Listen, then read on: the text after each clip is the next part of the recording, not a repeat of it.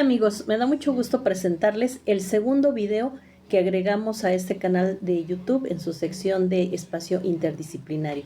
Con gusto les presento a mi compañero, licenciado en psicología, Ricardo Guerrero, y este tema que espero que sea de su interés. Lindo día.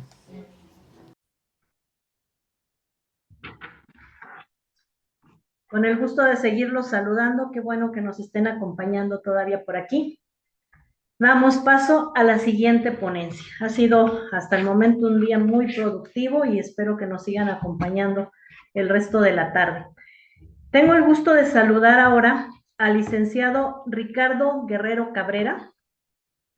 Él es licenciado en psicología, egresado también, igual que una servidora, de la Facultad de Estudios Superiores Iztacala de la UNAM. Es psicoterapeuta clínico que ha trabajado con niños, adolescentes y adultos, pero se especializó mucho en el trabajo con jóvenes, inclusive en problemas de adicciones, en su labor en INJUVE. Actualmente trabaja también como docente universitario en el Instituto ENSIP, como profesor de las carreras de psicología y pedagogía. Es docente particular también en actividades artísticas y de terapia ocupacional. Y bueno, un gran psicoterapeuta clínico también. Nos va a presentar la ponencia con el título Activación conductual, una estrategia psicológica para combatir un estado anímico. Cedo cámara al licenciado Ricardo Guerrero.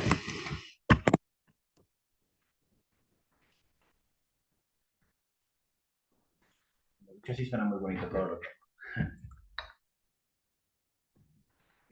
primero que nada, pues reciban un saludo a todos los que nos acompañan el día de hoy. Yo creo que como tengo la costumbre de explicar rápido, entonces probablemente yo termine un poco antes, entonces a lo mejor recuperamos un poco de tiempo. Primero les voy a explicar de dónde viene como la elección del tema. La activación conductual es un entrenamiento que se ocupa como estrategia psicológica.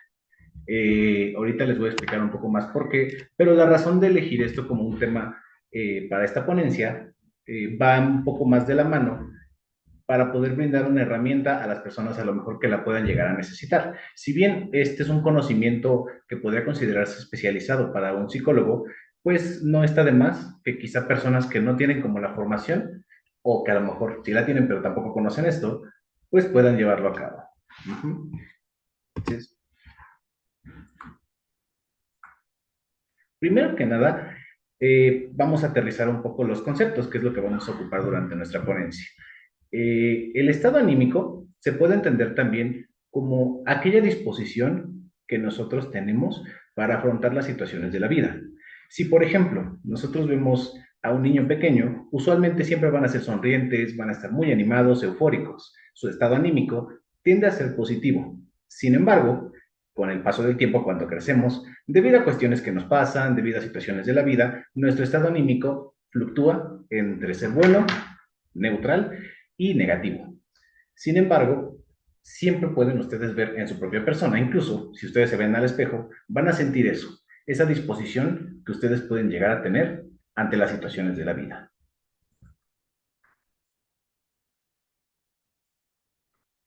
Ahora, permítanme explicarles un concepto que suena un poco místico, en el sentido a lo mejor espiritual, pero que tiene todo el sentido conductual del mundo. Imagínense una pirámide que va a tener 3 niveles. Esa pirámide va a ser el resultado de algo que yo llamo la energía de vivir. Es curioso pensar en como energía, al igual que la batería de un teléfono, no funcionan de la misma manera. La energía de vida es aquellas ganas que podemos tener de hacer las actividades que normalmente hacemos, ya sea nuestro trabajo, desde pararnos a hacer el quehacer de nuestra casa. Sin embargo, esta se divide en 3 niveles. Pensémoslo como una pirámide. La parte de hasta abajo es la relación que tenemos con nuestro cuerpo.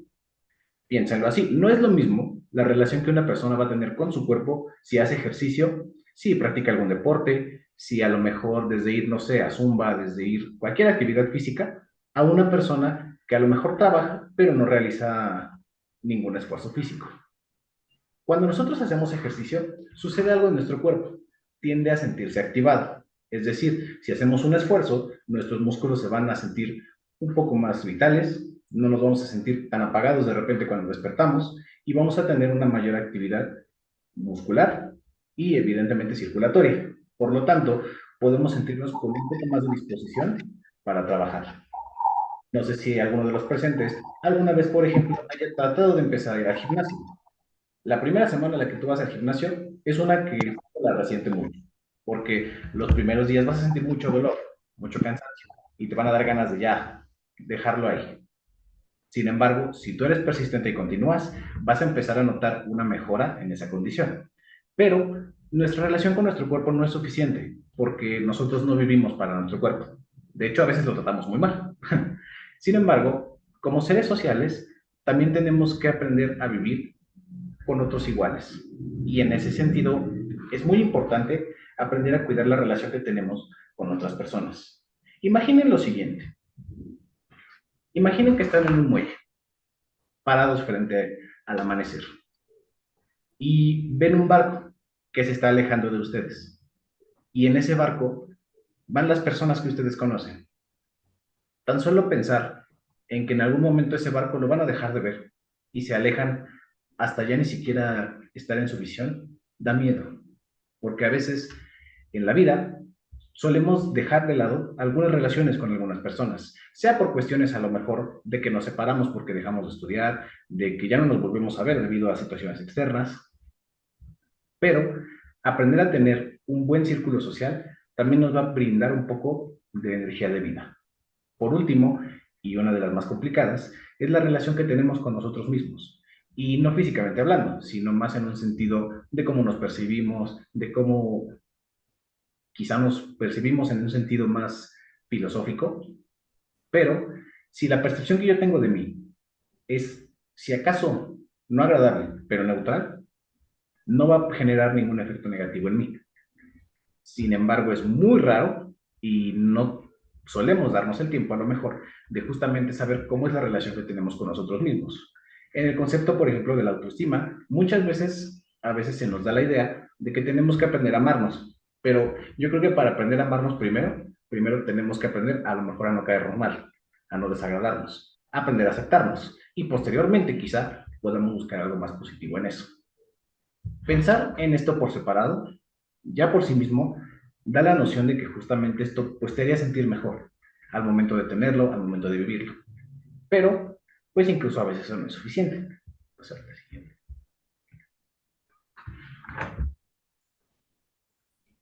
Ahora bien, cada uno de nosotros, como personas y como seres humanos, tenemos algo que se llaman esferas de vida. ¿Qué son estas esferas? Son una metáfora para que nosotros podamos identificar cada uno de los elementos que componen nuestra vida. Cuando, por ejemplo, somos estudiantes, tenemos la esfera de la escuela. Usualmente pasamos por la esfera de la primaria, secundaria, preparatoria y universidad. Mientras nosotros estudiamos, esta esfera se encuentra activa. Y de hecho es una que constantemente siempre se va a sentir girando. Piensen en estas esferas como los engranes de un reloj. Si tú pasas de la primaria a la secundaria, después la preparatoria y a la universidad, esta esfera se va a mantener en constante flujo y va a seguir girando. Pero no es la única que tenemos como personas. Cuando nosotros nos graduamos, la esfera de la escuela desaparece y pasa a sustituir la esfera del trabajo, la cual justamente va a tener este mismo planteamiento. Así como estas, también solemos tener la esfera de la pareja, de las amistades, del hogar, la autoesfera o la esfera de la percepción que tú tienes de ti mismo, la esfera de los pasatiempos, entre muchas otras que se pueden también encontrar. Pero esta analogía es interesante por lo siguiente. Si pensamos en cada una de estas esferas como un engrane, eso significa que algunos a lo mejor giran más que otros, que unos dan más vueltas para permitirle a otros apenas dar uno. En ese sentido, la lógica de esto viene de la siguiente manera. ¿Qué es lo que pasa si dejamos de estudiar? Desaparece uno de nuestros engranes. Y, idealmente, esperaríamos que el trabajo fuese una esfera que se active en ese momento. Pero ¿qué pasa si una persona no encuentra trabajo? Ya se tituló, ya tiene su carrera, pero el trabajo es algo que le tarda en llegar, que es difícil. Esa esfera no va a girar y se va a quedar quieta. ¿Qué es lo que pasa si es una persona que, por quizá cuestiones personales, por cuestiones no trabajadas, no puede tener una relación de pareja? tampoco va a tener esa esfera, que debido justamente al término de la escuela, ya no va a tener el mismo contacto con sus amistades. Como se darán cuenta, hay más esferas que se van a quedar quietas, que se van a quedar detenidas, y cada una de esas esferas nos va a empezar a dar un resultado en nosotros. ¿Eso qué es lo que va a pasar? Que muy probablemente nuestro estado anímico va a decaer. Nos vamos a empezar a sentir más tristes, nos van a empezar a doler más las cosas. Desde el hecho a lo mejor de pararte y tropezarte, de pegarte con algo, va a ser algo más doloroso, porque justamente se siente como que la vida no fluye. A veces pasa que cuando tenemos un pasatiempo, lo disfrutamos al inicio, como empezar a tocar un instrumento, como empezar a hacer manualidades, como empezar a leer, pero puede llegar a pasar que ya no lo disfrutes de la misma manera, o que sientas que lo haces por mera distracción y ya no tanto por gusto. Es ahí cuando justamente el estado anímico va a decaer. Aquí es donde viene sobre todo el tema de la conferencia. La activación conductual es una técnica que se ocupa sobre todo en personas que tienen depresión. ¿Por qué? La depresión se caracteriza por ser un estado en el cual la actividad es menor. No sé si ustedes saben, pero por ejemplo, cuando hablamos de depresión y excitación, son dos cosas que vienen de la jerga médica. La depresión es cuando el sistema nervioso tiene una actividad baja, mientras que la excitación es cuando la actividad es alta. Por lo tanto, ser una persona deprimida se puede entender como justamente ser una persona que no tiene mucha actividad, que no tiene energía para salir de casa, que no tiene ganas de poder hacer las cosas que le gustaban. Y es aquí donde entra justamente este entrenamiento tan importante. Paso al siguiente. Ahí. Les quiero decir una frase que justamente es clave para este entrenamiento. Cada día hay cosas que pueden ser un poco menos difíciles. Lo difícil es tener que hacerlos todos los días. Porque en la activación conductual existe un principio. Tienes que hacer las cosas incluso si no tienes energía para hacerlo. ¿Por qué? No se busca que las cosas que plantea la activación conductual te den energía, te den vida, sino se plantea que hacerlas va a tener resultados que justamente te van a activar posteriormente. Porque bien dicen, hay cosas que es pesado hacer, pero definitivamente nos sentiríamos peor si no las hiciéramos. Aquí es donde vamos a empezar a hablar un poco sobre esta técnica. La activación conductual es un entrenamiento cognitivo-conductual. Esto se refiere a que hace la relación entre la conducta que podamos observar de una persona y las cosas que puede llegar a pensar o a percibir. En ese sentido, existen tres generaciones de técnicas. La primera es la que llamamos conductista, en la cual se enfocaban sobre todo en el modelado de conducta, con base en el estímulo-respuesta. Sin embargo, una técnica de este tipo no era suficiente para resolver las problemáticas que existían ya con el presente en las personas. Entonces empezaron a hacer otro tipo de entrenamientos que se enfocaban más en llevar a las personas hacia zonas más positivas y dejando un poco de lado las creencias negativas que pudieran tener acerca de su propia persona. Pero incluso con esto aún no fue suficiente. Hoy en día ya existen los entrenamientos de tercera generación, uno de los cuales es justamente la activación conductual. Para empezar a identificar o a planificar la activación conductual, tenemos que identificar tres cosas desde nuestra propia persona, ya que no es necesario que nosotros tengamos depresión para que pues podamos trabajar algo así. De hecho, este es un buen ejercicio incluso para tal vez trabajar proyectos que hemos dejado a medias, porque a veces no tenemos el tiempo para poder trabajarlos. Pensemos en lo siguiente. ¿Qué sería lo que a mi persona le interesaría? Aprender, probar o experimentar. Por ejemplo, puede ser que a una persona le interese aprender a bailar. Puede ser que a otra le interese aprender acerca de recetas nuevas de alguna cultura extranjera. Puede ser que a una persona le interese aprender un idioma. Y en ese sentido, lo que tenemos que ubicar es qué es lo que nos puede interesar. Por otra parte, también tenemos que ser conscientes de las actividades que tenemos como personas. A lo mejor a mí no me interesa ya entrar al gimnasio, porque yo ya hago ejercicio.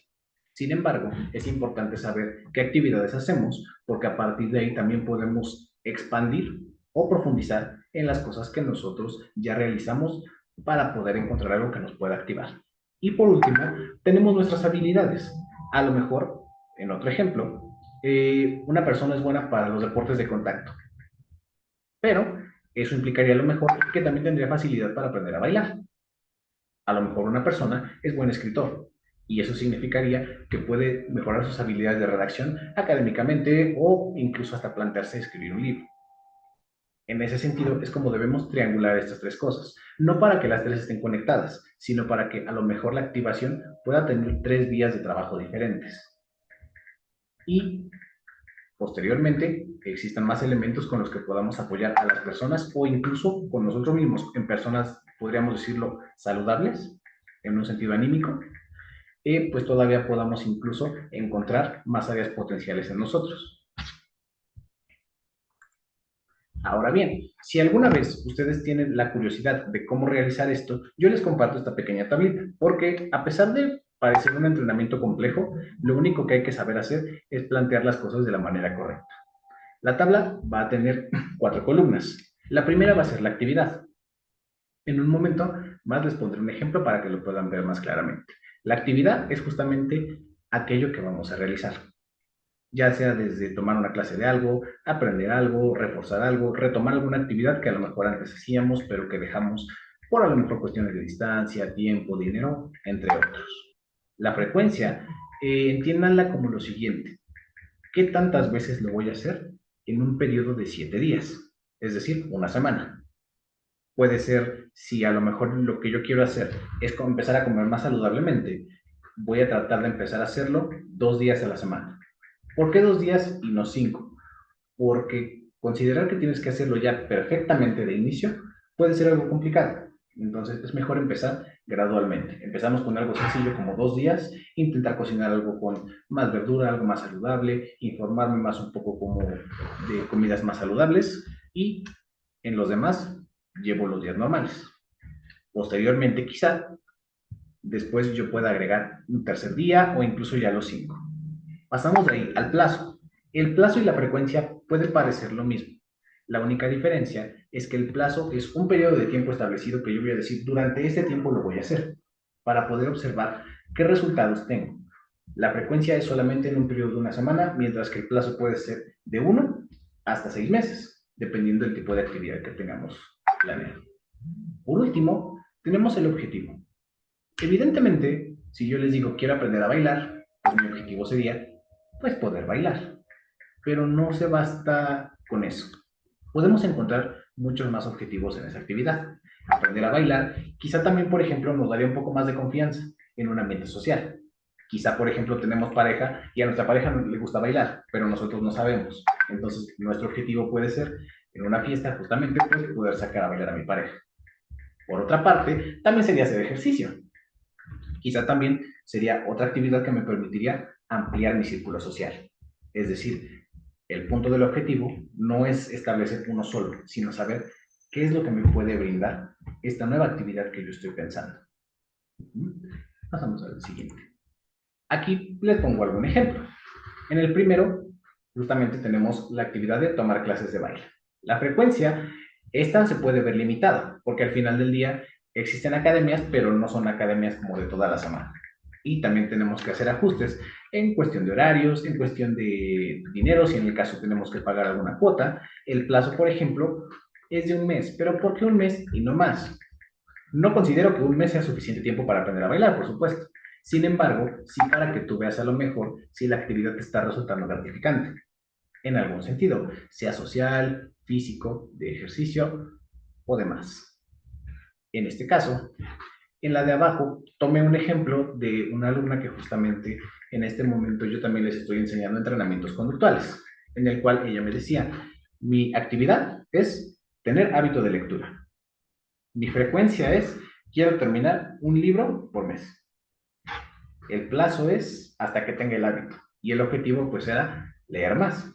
Pero, ¿qué es lo que pasa aquí? Si la actividad es fomentar el hábito de lectura, pues estamos teniendo en cuenta que para hacer un hábito tenemos que hacer las cosas por mínimo 6 meses. Y aprender a leer a veces puede ser algo complicado si no tienes conocimiento, por ejemplo, de un buen libro con el cual tú puedas introducirte al mundo de la lectura. En ocasiones tuve la oportunidad de conocer a una persona que el primer libro que quiso leer fue Don Quijote. Y no es un mal libro, pero me parece que es un libro un poco pesado para que sea tu primer libro si tú quieres aprender a leer. A veces justamente aquí, estos son los criterios muy importantes que tenemos que tener en cuenta en la activación conductual. No podemos elegir lo primero que nos venga a la mente o solamente por elegirlo y tener más actividades, sino que tenemos que tener cierto criterio con metas racionales y pues con cierta gentileza en ese sentido. Por ejemplo, yo aquí le ponía, la frecuencia es, ¿por qué no lees? Tratas de leer 30 minutos 2 veces por semana. ¿Por qué?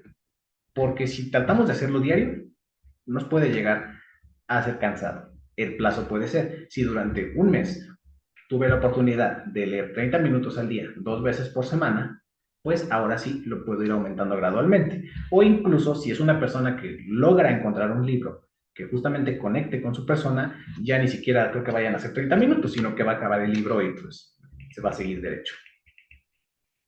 Otras actividades, no solamente hay que pensar desde un punto de vista físico. Estos dos ejemplos, por decirlo así, son de actividades que uno puede ir y hacer las cosas.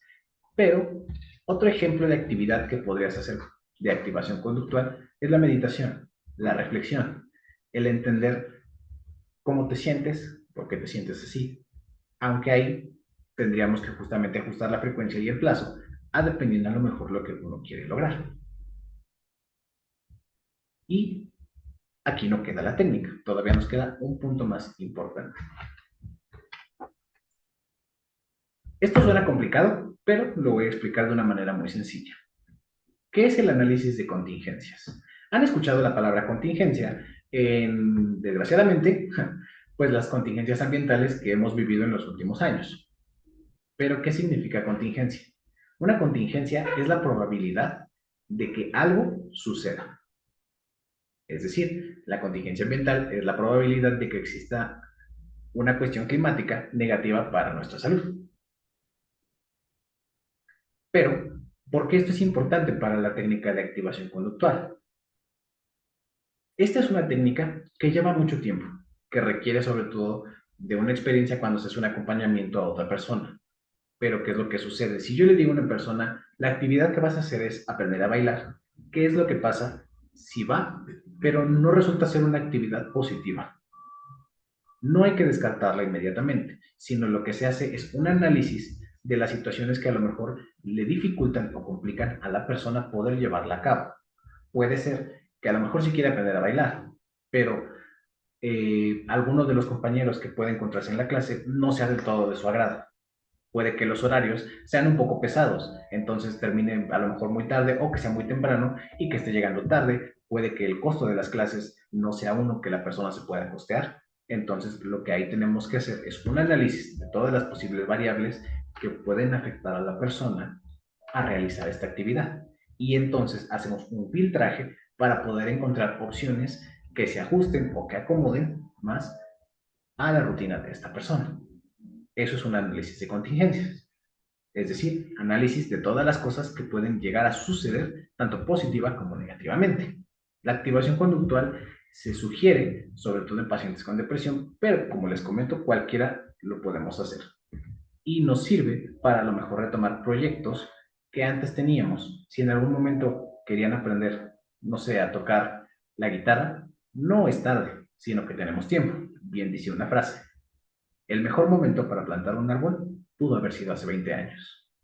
El segundo es en este momento. El punto es que no se queden con justamente la idea de que ya no pueden hacer cosas nuevas. Al final del día, la activación es volver a activar a una persona que a lo mejor ya no estaba teniendo una muy buena actividad en ese momento. Y este tipo de entrenamientos es aplicable afortunadamente a muchos contextos. Tanto puede ser, por ejemplo, útil para reforzar hábitos de estudio, como para justamente también trabajar la percepción propia de una persona y en todas sus esferas. porque al final del día lo que permite justamente esta técnica es volver a activar los engranes de nuestras diferentes esferas. No sé si hasta el momento existe alguna duda, porque eso es todo por mi parte. Como les digo, yo me voy rápido, igual si tienen alguna duda, pues me la pueden preguntar con todo gusto.